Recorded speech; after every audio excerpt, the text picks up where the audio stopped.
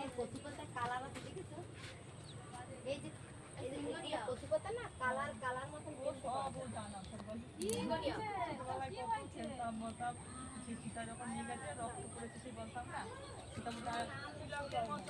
লাল ফোটা সাদা ফোটা, তারপরে